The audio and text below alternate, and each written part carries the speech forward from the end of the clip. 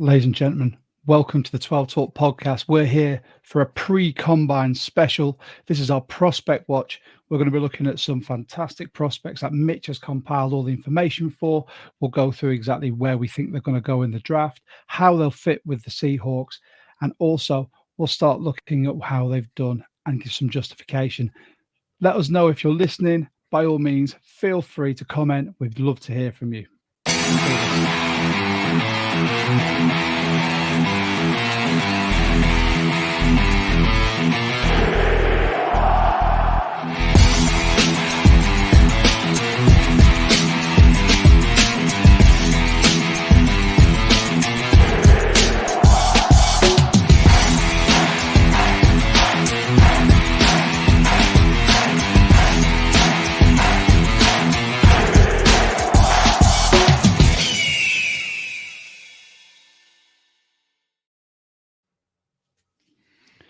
There we go.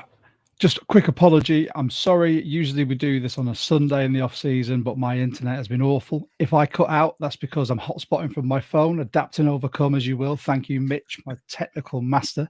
But hopefully that will all be rectified soon. But anyway, this is possibly Mitch's favorite time of the year. It is all about the draft. It's all about the prospects. The combine is coming up in just under an hour. Mitch, how are you feeling? I'm so excited. It's my Christmas. This period of the year is my Christmas. I've likened myself to Mariah Carey, or being Michael Bublé, defrosted and wheeled out for the draft season. This is my time that I love the most. Super excited now to see what sort of players we're interviewing and keeping a keen eye on, because it'll give us a good idea of what the next era of Seahawks football looks like in terms of its personnel and things. So, man, I'm so hyped. Less than an hour to go. I've got snacks and energy drinks. Honestly, time of work. I booked a week off work for the combine. Yeah, mate, so excited. Really hyped for this. So can't wait. I'm going to change your name in Discord to Mitch Draft Goblin. You only come out out your cave for this.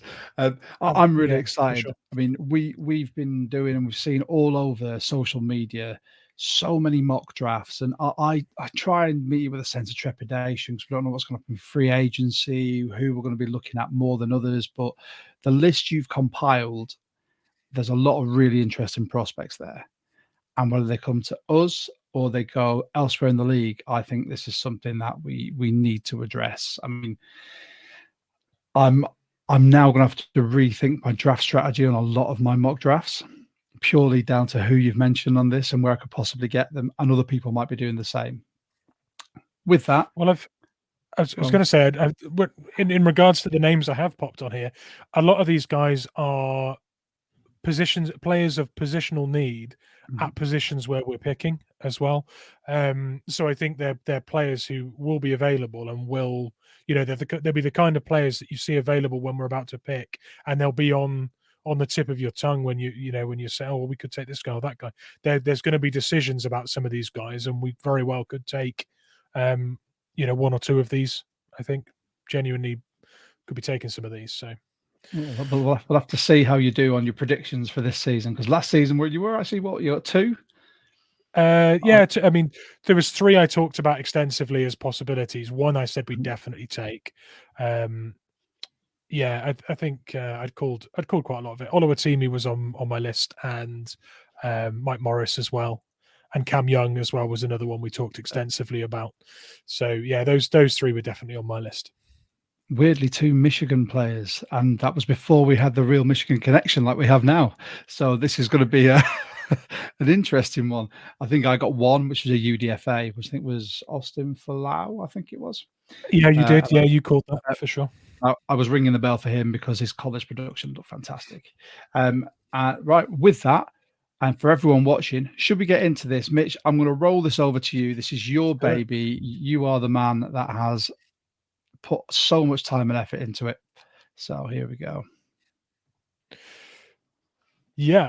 So this is a really interesting one. I mean, I don't know how much people know about Latu, but this was a guy who played for UW originally, finished his collegiate career at UCLA, and when he left UW, had a very serious neck injury. It was a broken neck that he was told he would never play.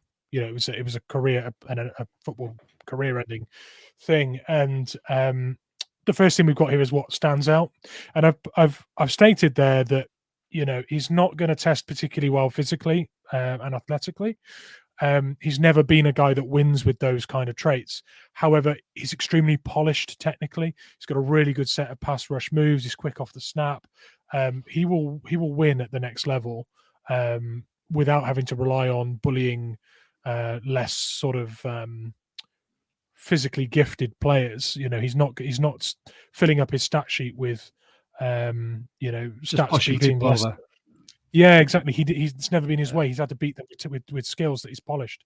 So I think that translates really well. And that leads into the next part, which is key stats. And I've put there that he's got 23.5 sacks and 34 TFLs. Now that's not over his whole collegiate career in 4 seasons. That's 2 seasons after he was supposed to have been ruled out from ever returning to football.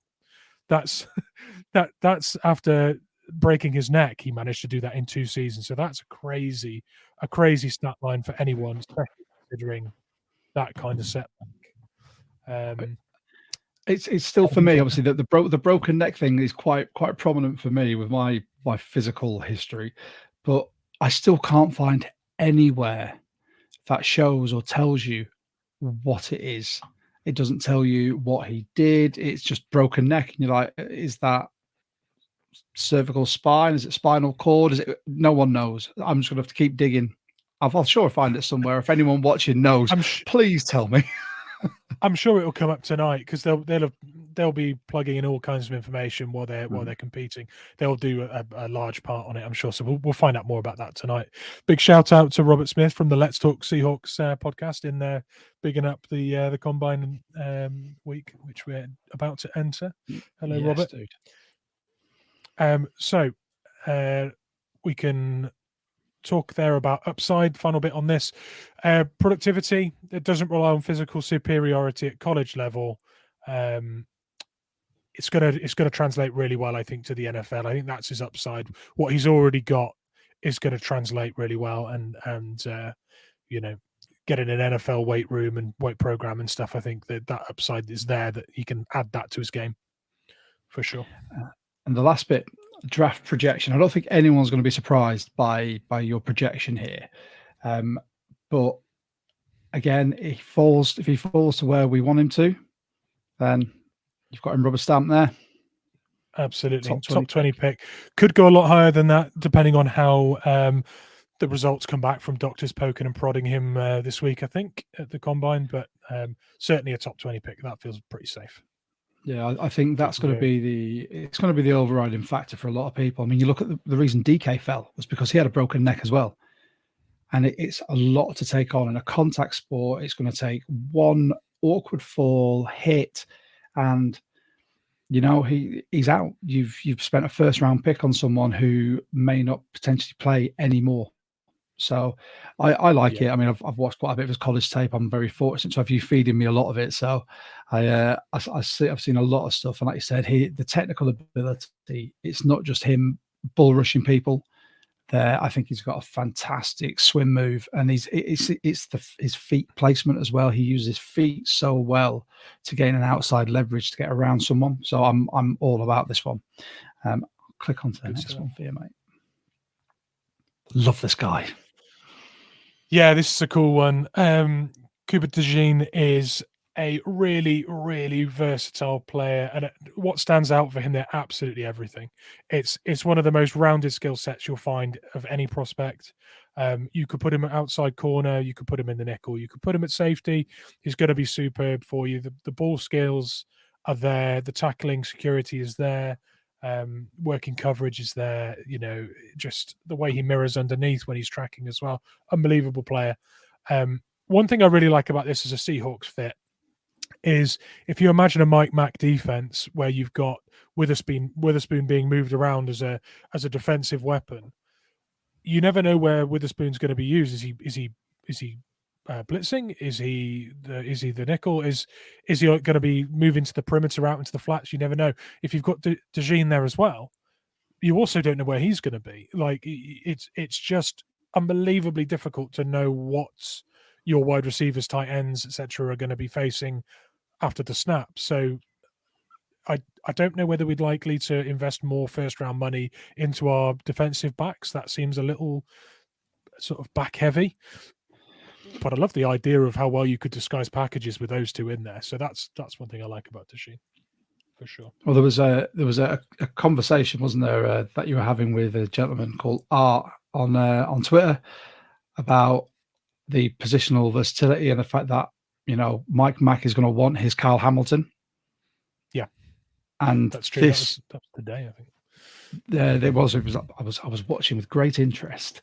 It's one of those I stayed out of, but I think someone like this, I think is a perfect way to have that sort of Kyle Hamilton role, so he can play at the line of scrimmage. He can play as essentially a linebacker. He can play deep coverage. He can come in on a blitz. I mean, his stats speak for himself. Two interceptions, 5 passes defense this season. But 7 in the past 2 years. I think he's definitely one to watch. Absolutely, yeah. And his stats across the last couple of years have really sort of exploded. He's really filled out the stat sheet. He's got all the tape in the world. No matter where you'd want to put him in your own system, wherever you see him fitting, there'll be some tape for it because of how much he's been moved around. So I think teams will be quite high. As Robert pointed out there in the chat, not expected to do some of the drills. I think physical testing is about all he's doing.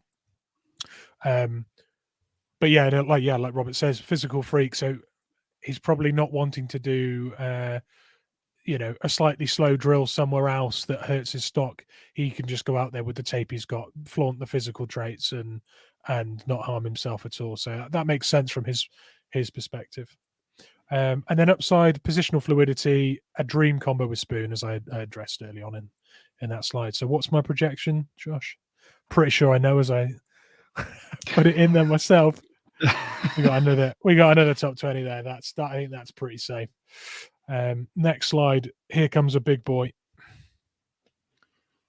Someone who we see a lot of people drafting him at 16 on Seahawks mock drafts.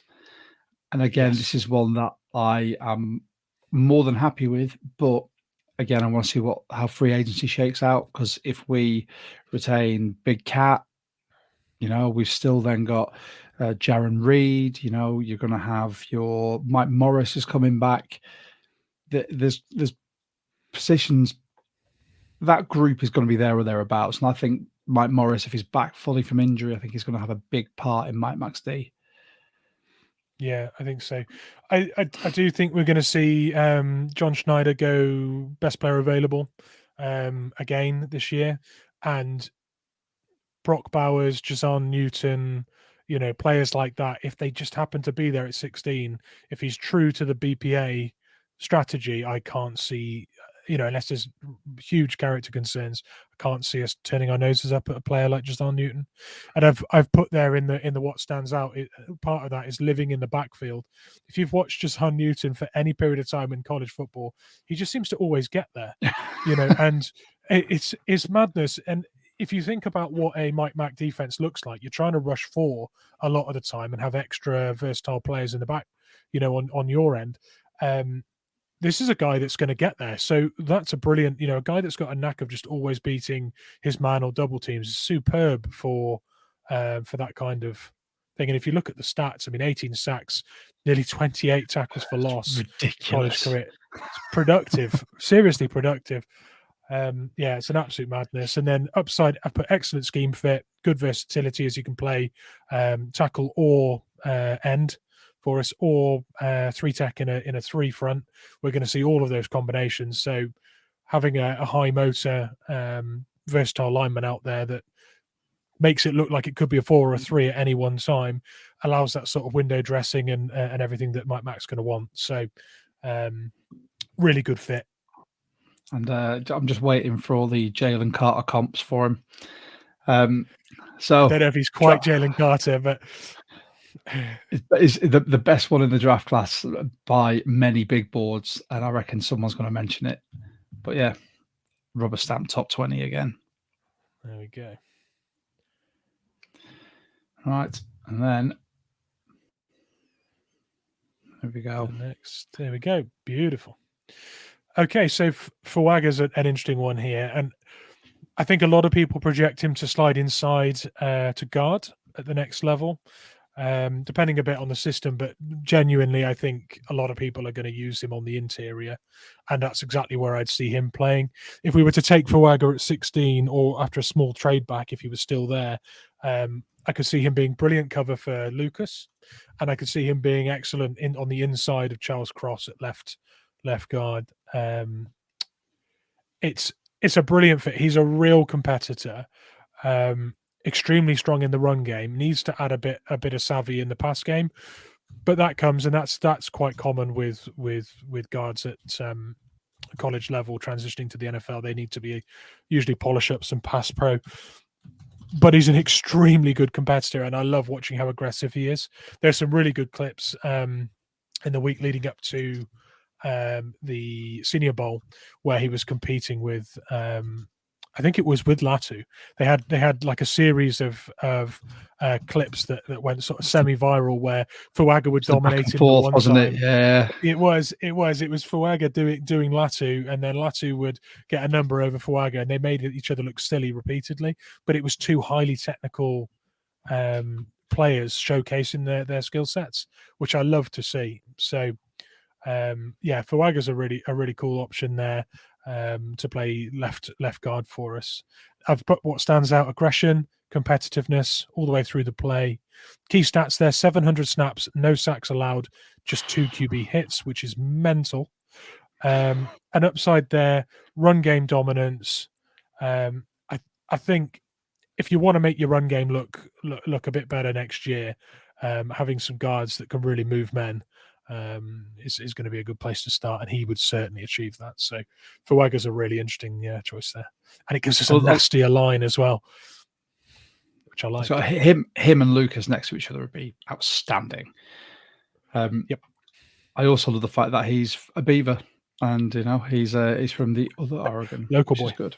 Yeah, exactly. Absolutely. Right, there you go. And again, rubber stamp top 20. I think you smash that one out of the park. It is. It's just a pity that all of these in the top 20 we look at and think they'd be great in a Seahawks uniform, but we're never going to get them all. I think all of these I expect to be available, but I genuinely like Jazon Newton. If he's there at 16, I think it's just run up to the podium. And it would be the same with Dallas Turner. It would be the same with Brock Bowers, like I mentioned earlier. There's a number of players, if they were there, if they are that clearly the BPA, they're getting drafted. So, yeah, good point for Robert as well. I mentioned earlier, I like him as cover for Lucas. He fixes the quality of the starting offensive line. He also adds depth there as well. We saw last year when we had some injuries how much we expected players to improvise and move around that line. Well, that would allow you to do that with a bit more starting quality. About your, it's a high quality band-aid basically, is what I'm trying to say. It's not just your standard. What we Band-Aid. need. That's what we need instead of rolling out Jason Peters at the age of 85. He did okay. He did. No, fair play. His stats weren't that bad. I expected worse, but we need more backup than that. Right. Next one's an exciting one. It's someone who's been mocked to us quite a lot. The big boy Byron Murphy. And when I say the big boy, he's not the tallest. I don't know if that height's correct. I'm pretty sure he's 6'1", but he's a shorter prospect. But he is heavy. That weight is correct. He is over 300 pounds.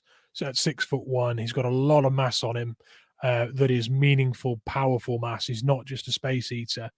Another player that tends to live in the backfield. He would be a serious weapon there. Plays end and DT, so again would fit the scheme. I've put there what stands out: physical specimen and strength, but I've also put lack of length is another thing that stands out. Yeah, there you go. Yeah, I did mention there, Sambo, that Byron's 6'1". I think it's just a typo. It's me. Sorry. But at least I spotted it. It shows I'm not just reading it off a sheet. So the lack of length does stand out, but his power really does still get him home. So he's a player that's overcome the challenges in front of him without that physical skill set like Latu. He's had to be powerful and technical in order to get to being a first round projection. And then the key stats there: lots of TFLs and lots of sacks. I think it's 15 or 16 TFLs, 8 sacks, 29 tackles, 13 of them solo, 5 sacks just in 2023. Upside, you've got versatility along the D line, fits multiple schemes. I think a lot of teams will see him as a fit to their system. Yeah, so any thought there on Byron Murphy? What would you feel about it? You've already said about taking a D lineman. You maybe depends a lot on free agency, but yeah, and Robert said this. I think a lot of people are in the same sort of mindset with it. I think it's going to depend on free agency, and it's a matter of getting, like I said, best player available, but it needs to be the best player in a position of need. If we have a stacked D line, I don't see us taking someone that high. Especially, like I said, if we get Williams back, I think he's going to cover up a lot of those areas. I say I like him. I watched quite a bit of his tape earlier today whilst I was doing this, which is also a reason, may I just state there, just to cover my tracks here. If anything's wrong on this is what happens when you do your own graphics and don't just use a website to go off him. That was me taking information and trying to plug it in myself. So your graphics look great, everyone. And I love that you laid a trap there for me to prove that I'm, not just reading blindly off your slides. That's why I did it. Really, it's why I did it. Really, just checking you're on the ball, Mitch. And we have him down. Glad I passed.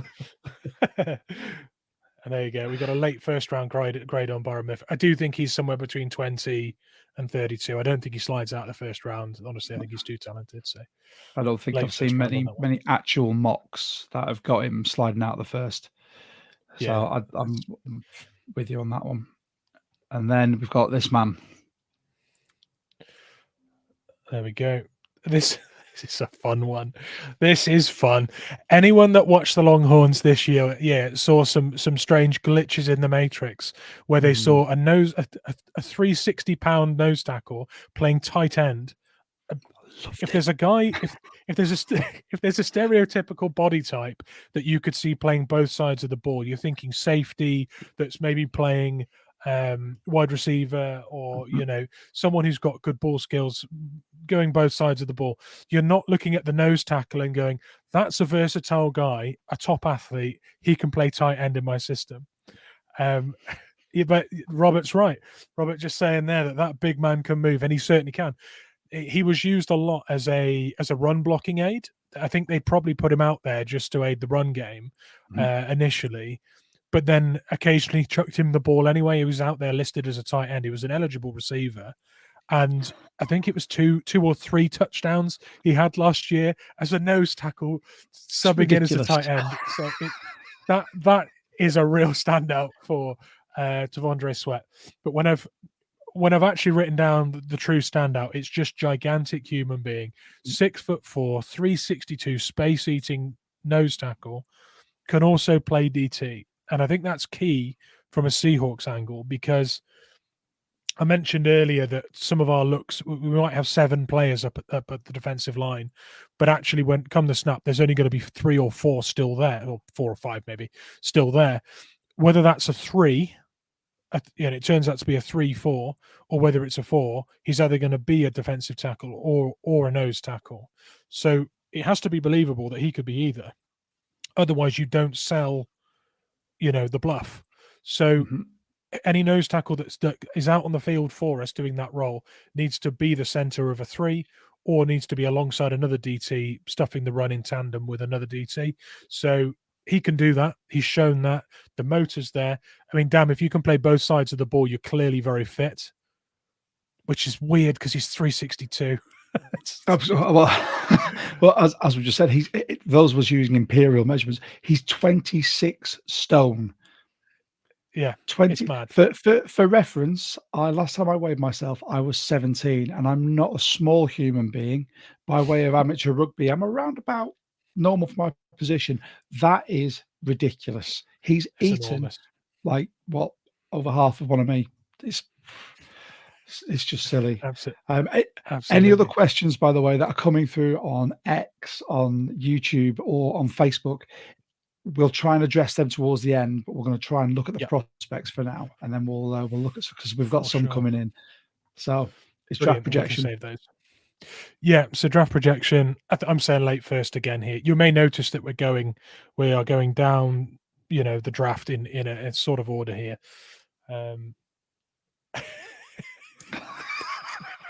Yeah, Robert, I think you're probably wincing and just bracing for the hit. I don't think that ends well for anyone there. That's just pure hope, isn't it? And the next guy this is one of my favorites. Yeah, Leonard Taylor III. This is a really interesting one because beginning of the year he was more of a top 20 prospect, and he was someone that I really liked. He's one of my first draft crushes this year because, again, like Jason Newton, he was living in the backfield, constantly getting pressure even if he didn't get the sack. He was bullying offensive linemen. It was poetry to see. His highlight reels are all out there. But if you do watch any highlight reels, you will notice not too much productivity in 2023. And I think he got kind of... teams were posing different challenges to him last year. And he didn't quite overcome those, I don't think. I think he's kind of... I don't want to say he's been found out because he hasn't really... At the next level, he may well see less double teams. Teams may, if you put him on certain teams, they wouldn't be able to afford to double team the rookie. There'll be other players, established NFL players, that are attracting attention, and he might get back to his 2022 production based on teams not being able to scheme for him. So I think last year he was a very talented player on a line where he was the star, and he was accounted for accordingly. But what stands out? Power, speed, and more power. The guy's a brute. He's an absolute brute, and he needs scheming for. Ignore him at your peril. But as I've said it there, key stats: only 1 sack in 2023, and 20 tackles. So they were staying away from Leonard Taylor as much as possible last year, I think. And I've touched on the upside there. He was schemed against to stop him, and teams that do that in the NFL. The rest of the D line will feast. So that's your upside there. I mean, he's got the power to speed to power. I think he's got down the stuff I've watched from him. Like I said, he lives in the backfield and he beats offensive linemen in multiple ways, depending on who he's against. But I think, like I said, this season especially, people started to factor him in a lot more. And he wasn't quite getting as free. He was still getting the step, and he was still sort of living there, but they accommodated it so well for him. I love this guy, and you said late first. I think late first, early second, depending on what mock draft simulator you use, whether it's mock draft database, PFM, PFF. Sometimes he goes sort of set like midway through the second, depending on where teams are picking. But again, all I'm going to stress, and I will stress this over X, over any social media that I'm on or we're on, let's not get too hasty because we've still got free agency to get through first. Once free agency is done, then we know what teams' needs are and where people are going to pick. I say that purely because I've been absolutely slated for some of my mocks, and I just have to sort of caveat with that. So who's next? We're going to see the other side of the ball now, I think. But still the trenches. We've got Troy Fatanu. There's a bit of, I think, with the personnel we've now got on offense with our O-line coach and with our OC, this one makes a whole heap of sense, especially if we're trading back. Troy Fatanu is a really versatile lineman. I think he projects inside at guard a lot like Fuaga. Fuaga's likely to go higher. Troy Fatanu comes off the board after Fuaga, I think. Mm-hmm. But for us, it's a good fit. It's another local option. I've got there what stands out: versatility, dominance, and character. Leadership traits there as well, which I think are a little bit lacking potentially if we lose our center from last year. Oluwatimi was a good team leader at Michigan, but that's not what's been expected of him. I think if you put another rookie offensive lineman in there with leadership qualities, that looks really strong for the future. Having characters like that sort of taking over the reins. I really like the idea, again, of someone that can play tackle or guard, cover for cross, Sorry, not cover for cross. Well, cover for cross, but more, importantly, cover for Lucas with his knee surgery. Yeah. Key stats. There's a lot of snaps there. Only the 2 sacks allowed. I know you never really want to be allowing sacks, but interior lineman and offensive line, he's playing 2 different positions. A huge sample size of snaps. 2 sacks is not bad by any stretch. I've put their upside: run game dominance, moving him inside. Looks like a way of putting him regular in situations where he's truly excelled. I think our running game going between, not necessarily always bouncing outside, is a way of potentially getting a lot more out of our 2 running backs. We had more success, I think, last year when we took the ball outside. I'd really like to see us have sort of dynamism to attack in all different ways, be less predictable, see Ken blown up less because we're doing something that's slightly anticipated. I think Troy Fatanu can add that. Any thoughts there on Fatanu?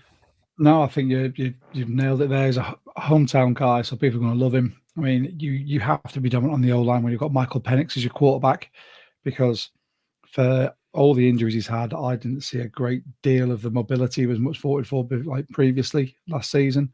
And also, you don't want an O-line like wet paper that is just going to get him injured all the time. I think Absolutely. He's a good prospect, but I think it's one of those where we will need to trade back from 16 to recoup a second to hopefully get him. But that'll be a very, very vain hope. And it's going to depend on who's before us and what their needs are. So yeah, I think it's an idyllic situation if we can move back, pick up a second or an early third. Either way, a decent day 2 pick, and still get someone that improves our O-line and gives us versatility. That's just a lot of boxes ticked if we can pull that off. So, John Schneider, over to you on that one. Here's your boy. Yeah, fun one, this. Peyton Wilson. So he's rising up a lot of boards. There's people that really, really like Peyton Wilson, and there's a lot of people that have got a lot of concerns. So Peyton Wilson is the defensive side of the ball version of Michael Penix Jr. in terms of multiple ACL injuries. You'll see him playing with a knee brace, which you'd usually see on an O lineman, which immediately sort of draws attention to the exact area that they're worried about. Now, since those injuries, he's been incredibly productive. I think he's averaged 13 and a half games in the last 2 years. I think it was 13 and 14 games. So since returning, he's been healthy. While healthy, he's been productive, and the stat sheet shows you that in abundance. You've got a linebacker here that can mix it in coverage really competently. That shows up in his interceptions. I think it was 3 last year, but it was 7 overall in his college career. Those are DB numbers from a linebacker. Mm-hmm. His sideline to sideline speeds are very good. He's good going north to south as well. I really, really like putting a guy in there that can just do it all. We haven't really had that for a while. Jordan Brooks and Bobby Wagner are very north south. They're not east west guys. We've not had that really at a good level since we had KJ Wright. He was everything, and Bobby Wagner was just very sort of north and south. This is a guy that can provide us with that, I think, and a lot of teams see him as a really good scheme fit. There's just a lot of questions about those injuries, and also tackling technique. People do not like the fact that people don't like the fact. I think UK 12th man in our Discord had this out with me this morning about the fact that he tackles very high. They're not good sort of technique tackles, and I think a lot of it is because he plays very quick and very instinctive. He doesn't get himself necessarily into a position where he's thinking about his tackling technique. He's trying to hit. He's trying to sort of be really sort of twitchy and quick, and almost like he's trying to prove something. I really have a problem with this really high jerseys. I can understand it when it's an O lineman because their gut won't fit the shirt. Come on, we're not a fashion pod, but there's a lot of photos that I got of these prospects where I'm like, why are their jerseys always like halfway up here? Like, whatever floats your boat. I'll put this out there for the ladies. That's what it was. So. Absolutely. So yeah, Yeah, mid-second absolutely, grade. Robert. Yeah, mid-second grade there. I can see that rising. His stock is going up. If the doctors are happy with him and he tests well, as Robert's saying there, he could shade back end first round. Similar with Edgerrin Cooper, and I think he might well be coming up shortly. Similar situation there. But yeah, mid-second. Yeah, okay, yeah. UK Completely 12th agree. man saying there about tackling RBs. I do think we could see that being an area for improvement for sure. But yeah, Peyton Wilson's rising up a lot of boards. Big amount of excitement there. So James Williams, the safety / linebacker. Safety. I had to put the inverted commas in there. So Yeah, if you look at a lot of his stats, some of it will say DB, some of it will say linebacker. He's incredibly fluid. Again, like Cooper DeJean, do you really know what he's going to be in a Mike Mack system? Because he's so competent with his tackling, he's so competent in coverage, he's just athletically really good, hard hitting player. Honestly, he's such a good fit for what I think we're going to be building. What's standing out about him? Positional fluidity, linebacker, safety, DB. Key stats, you look at them, so many tackles, 73 tackles, 4 interceptions. It's a madness. Sorry, last year was just 73 tackles alone. It was 162 tackles over his college career. It's a madness. 13 PDs. That's a linebacker. Madness. Absolute madness. Upside, health and consistency. I think one thing that really jumps out is just how many games he's played in college. When you look at it, it's something like it's about 52 games in 4 years. That's a really, really solid return, in terms of someone being a cornerstone of your defense and being available. And that's not a stab at Jamal Adams and his availability, but we've been paying safeties that have been injured. Having a guy out there, yeah, it's not. I promise you, it's not. It's topical and it's well timed, but it's not. It's not what I'm saying. But yeah. Also, there's that thing about him shining in coverage. Jamal Adams, not so much, not so much. But yeah, Cam Chancellor size 6'3", 213 pounds. There is some of that in there. Yeah. Mid-second round grade on there. Here he is. Now, this man, before you got in, I was all hyped about him, and then I'm pretty sure you'll tell us all about sort of what happened. But his draft stock has started going down a little bit, hasn't it? It's up and down. He recently, actually, I was watching a show with Field Yates and Mel Kiper before we came on air, and they'd actually had Edgerrin Cooper shading the first round. I think he was taken by the Dallas Cowboys at 20. I want to say 24. I think they're picking 24. They had him go in there, and that for me was really interesting. He's definitely for me a day 2 player and an early day 2 player at that. The reason why his draft stock had dropped off a little bit was to do with him pulling out of the Senior Bowl, and when asked about it, saying, "Go watch my tape. I don't need to do this." And that sounds incredibly arrogant, but actually, when you look at it, there were plenty of people that pulled out for exactly the reasons he said. They just didn't say it like that. And I think there's a little bit of media training needed there. Yeah, it was a delivery. It was definitely delivery, because if he'd gone, look at my tape, I want to save myself for the combine and putting my best foot forward there. But instead he went, I don't need to do this. Look at my tape. Oh, mate. No. But what annoys me about it with him is that in reality, he's going to the Senior Bowl. He's currently projected as a second round player. There isn't a standout first round linebacker this year in terms of interior linebacker, right? Why not have the confidence in yourself to break into the first round? Why not say to yourself, if I turn up at the Senior Bowl and show out, I can breach the first round, get the first round money, make a real name for myself, explode onto the scene. Instead, the angle he took was, I've done enough. If you don't believe me, watch my tape. I'm just gonna ditch this. I've done my bit. It I mean, it didn't shows look as good. well. The bowls are a fantastic showpiece. Look at the Shrine Bowl. So Frank Gore Jr., his draft stock probably elevated from that. Malik Washington as well. Just two names on that. I can't remember what the Spencer Rattler had a really, as much as I don't like Spencer Rattler, he had a game. MVP, Senior Bowl MVP. That was another. So there are stories of players doing that.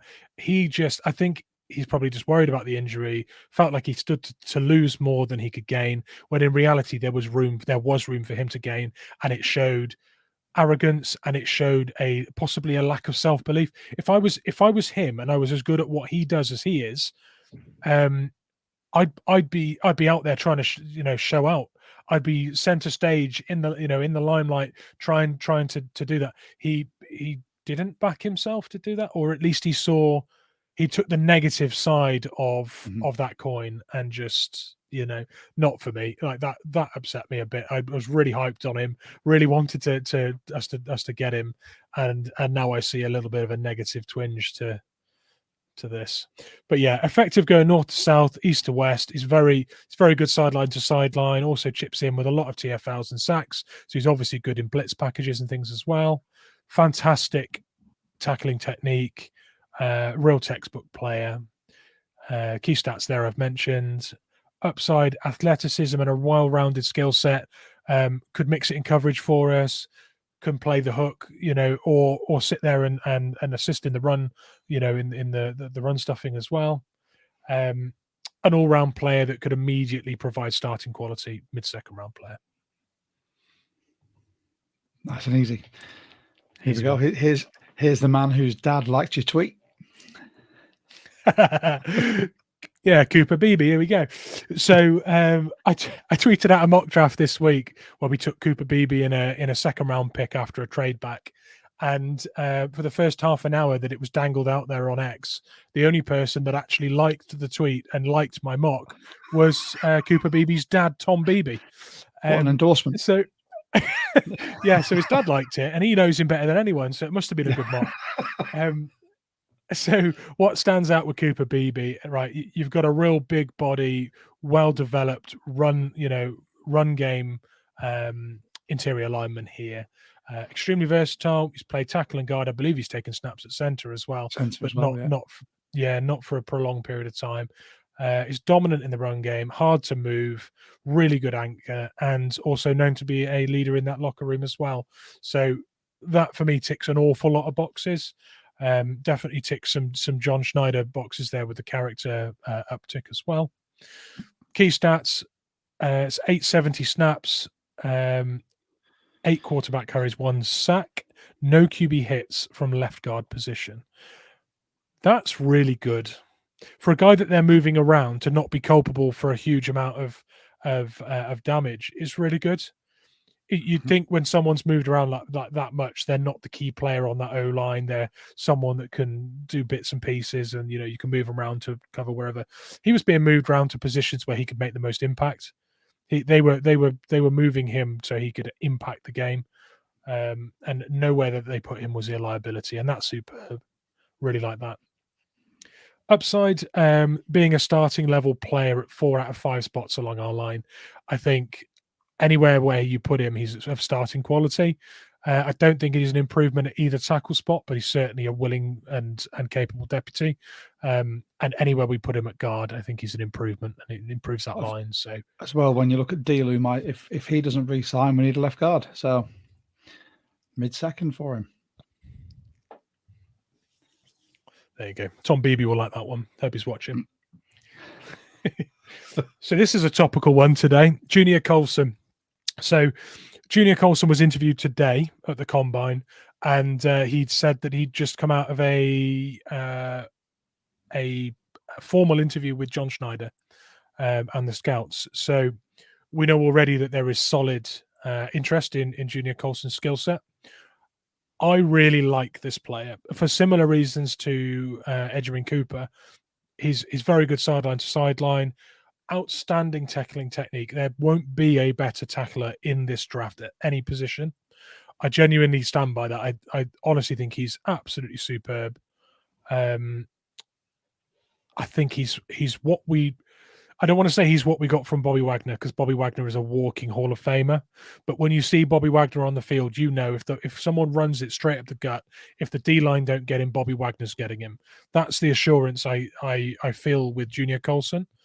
And that's a really high level of praise, I think, when you're that confident in someone's tackling technique and instincts to feel that secure. And also he gives you that that bit of confidence in coverage as well. If he's shaken up on the snap and he's moved into, covering someone and needs to track someone, he's got the length, he's got the athleticism, and he's got the coverage skills to certainly give you a good chance there of disrupting the play. There you go. UK 12th man coming out with that as well. And I tend to agree with that personally. And as Mitch has said, one of my big bugbears is the lack of tackling ability. This man is my wet dream when it comes to a linebacker, purely because his technique, the angles of approach, the dip, everything biomechanically, it works so well. The power he generates just from a simple dip of the hips and the shoulders is brilliant. Even if he's not going to put in a big hit, he's going to tackle and wrap, which is exactly what we need. It's what we lacked so much last season. Absolutely. And let's try to go forward rather than back. There we go. Day 2 prospect. And if we can get him, I will be over the moon. I'm pretty sure Mike Mack will be as well. Absolutely. I agree. I think it's a godsend if we can pick up someone like that. So Tatum Bethune is a fun one. A lot of people have got him projected as an undrafted free agent or a round 7 player. But Tatum Bethune is wildly productive for the Seminoles. The amount of tackles and the amount of film that's out there of him doing really good stuff is there for everyone to see. He feels a little one-dimensional to some people. When you think about the reasons that Bobby Wagner won't be back this year, potentially, limitations in coverage or limitations in other areas now at his age, those sorts of things are slightly lacking from Tatum Bethune's game. If he has a good combine and he shows upside with his athleticism, he goes from potentially undrafted to round 6, in my opinion. I think Tatum Bethune could be a absolutely outstanding undrafted pickup for us if he doesn't get drafted. And if we took him in the 6th or the 7th after some good testing, I wouldn't be upset at all. I think he's a superb player. In fact, I made a little video of Tatum Bethune. I think I've shown you, haven't I, Josh? And it's just his big moments because he's got such a good highlight reel. Really entertaining player. So yeah, intelligent player. And there you go. That's my take on Tatum Bethune. Day 3 pick, yeah.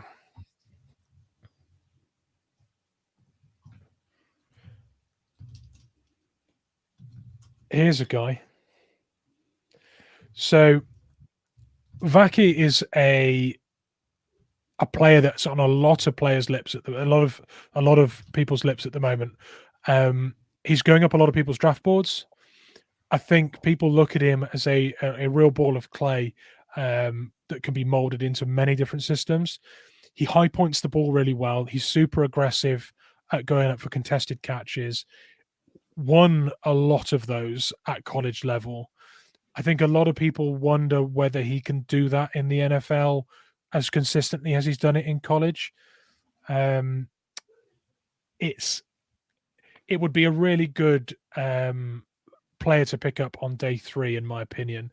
If you look at what we've looked for in sort of immediate contributions for special teams, we look at physical players that are quick. Everything Jerick Reed did last year is kind of what you'd be looking to get from Vaki in year 1. I also think that if he can allow that competitiveness and with contested catches, high pointing the ball, smashing receivers the second they receive the ball, it's really instinctive with that. It's got a Cam Chancellor-esque knack of of allowing a player to receive the ball. If he can't mix it, if he can't contest the catch itself, he'll time his hit and really leave a mark on players. That was something we love seeing from Cam Chancellor. Nothing was safe. There was no safe catches with Cam Chancellor around, because even if you made the catch, you had to withstand the hit, and that is what Vaki gives. So huge upside with what he could be. I do think that he's inflated his stock a little bit with how he's competed against lesser players. We've got him as a day 3. Day 3 player, yeah. Although the way people are talking about him currently, sneaking into day 2 could well be a day 2 player, but I've got him at day 3. And here is your last one to watch for now. Obviously, every week we'll be going through different ones. We'll do a combine recap after this as well to see how people have gone. But AJ Barner, tight end, talk to me. Yeah, this is a really nice one. A lot of people have started mocking AJ Barner to the Seahawks, projected as a 6th or 7th. We've obviously got a pipeline and a tradition of taking Michigan players. He's when you look at what Michigan did last year, right? They didn't throw the ball so much. They ran the ball a lot. They needed everyone to be involved in their run game and doing their part. He was essential in a lot of their running schemes. And when you look at how little they threw the ball and with JJ McCarthy, I feel like the huge upside on AJ Barner is that he's not overly rated as a receiving tight end, but then the sample size of what he was actually fed is so small. There could still be an outstanding receiving tight end there as well. But what you're getting as an absolute minimum, the baseline with him, is a guy that can come in and aid your running game immediately and has had hundreds and hundreds and hundreds of snaps doing exactly that. AJ Barner would come in with a low cost in terms of what we do, draft capital. It wouldn't be very much, and we'd have a guy for 3 or 4 years at worst who can really, really aid with run blocking. So big fan, and I love that the upside is kind of an unknown with AJ Barner, with how good he could be in that. What I loved when you sent me the notes to put on this was key stats, see running back productivity for the Wolverines. Basically, it was like that is it. So I did a bit of a deep dive, and I was like, right, what was the 2023 stats? 20 receptions, 249 yards with 11.3 average. The touchdowns may not have been there, but like as we all know, Michigan weren't a throwing football team last season. That's still a first down for every single reception, which is exactly the productivity you want from a tight end, especially if it's going to be a late round tight end, predominantly used for blocking. If you can get him out to the flat, so you can get him on a really shallow ball, and he can get you that first down, that's perfect. That's exactly what we want. Just keep moving the sticks. And then we've got him there, day 3. Yeah. I really like that. I really like that pick for us. I think we could well take 2 tight ends, and if we are, one of them will be your receiving tight end, one will be someone to aid the run game, and that he just makes so much sense. Yeah, I'm completely with you. I think you smashed that out of the park. I mean, we've got, before we go on our Discord and we do the live watch party of the combine, which Mitch and I will both be on. I'll be on there once I've done a couple of jobs around the house. But we'll be watching that. Feel free to join us. If you don't know what a Discord link is, we'll pop it on our X. By all means, just come join in, have a chat. It's a growing community now with some fantastic people in there. Robert's in there, UK 12 Man's in there as well. So thank you everyone for watching. I'm just going to go through some of these comments here as well. So obviously Robert's put in there, I love a true inline tight end. Receiving on a tight end are just slow wide receivers. True. That's why I think Bobo's final form is going to be that of a tight end. We've also got receiving on the tight ends, just heavy. Thank you. There you go. See, I didn't even read your comment to start with. He's not. Obviously, UK 12 Man's always come in. He's also come in with the Vaki, and I think everyone is sort of on that boat now. We did get one question, which we'll get to now. So this is from Scott Anderson over on X. Do you believe Gino's new deal is so he'll be more appealing for a potential trade this offseason? Now, I I'm in two minds about this. I genuinely think the value you're getting with Gino, and you know what he's getting, you know what you're getting with him, and the fact you've got a brand new head coach with a new system, I think you're going to want to have a experienced quarterback that you can then move other pieces around. Let's sort out all the other holes because we know Gino's effective. If we can get him a good O-line, and then we can let Grubb use the wide receiving core, the tight ends, the running backs as they should be, Gino will be fine. He doesn't cost the earth. However, if we let him go, and this is my big issue with dead cap, we let him go, that's just dead money that's lying there that for a player that we could have had. So I personally think that we should keep Gino. Whether we do or not, who knows what's going to happen, but that's my feeling would be to keep Gino. Mitch? Well, I think now that we've converted some money there. If we trade him, we've got 27 million of dead cap. So yes, if you're trying to convert some of this year's cap into slightly more capital in the draft, that's the only thing I can think you'd do it for. And at that stage, it looks like you're tanking the season, like trading your starting quarterback for an extra pick. It's not very Seahawks. It doesn't fit the culture. Honestly, I see this as almost like a commitment to him for the next 2 years while they're rebuilding. I think with the length of the contract that we handed out to Mike Mack, there's clearly a roadmap of what do we establish, what do we work on, when do we hand over the reins to a rookie QB and start that win now window. I don't think it's within the next 2 years. So Gino being there is great. And I will say this one last thing on that situation. If you were to look at every franchise in the league and look at who might have use for Geno Smith, you'd probably find about 5 or 6 teams that could use Geno Smith, and we'd be one of those teams. A team in transition that needs a senior, that could use a senior player like Geno Smith, we'd be high on that list. So to trade him away and have that much cap hit, and then try and get someone else to, I just don't. I think we're locked in on Gino for 2 years. Honestly, I think we're now locked in on Gino. I think Robert said it makes no sense. I mean, with that, we've got just under 3 minutes until the combine starts. So thank you to everyone who's tuned in on YouTube, Facebook, on X. Make sure you follow us on all of the above. Facebook page, we've got an Instagram and X. Like and subscribe as well if you can. Hit that notification bell on YouTube. We're also available on pretty much every single podcasting platform now, and that should be out tomorrow morning. Apart from that, Mitch, I'm looking forward to having a proper chat with you off air, and anyone else who wants to join us in the Discord, by all means do so. We can't wait to have you there. Let's get into some combine. Oh, love it.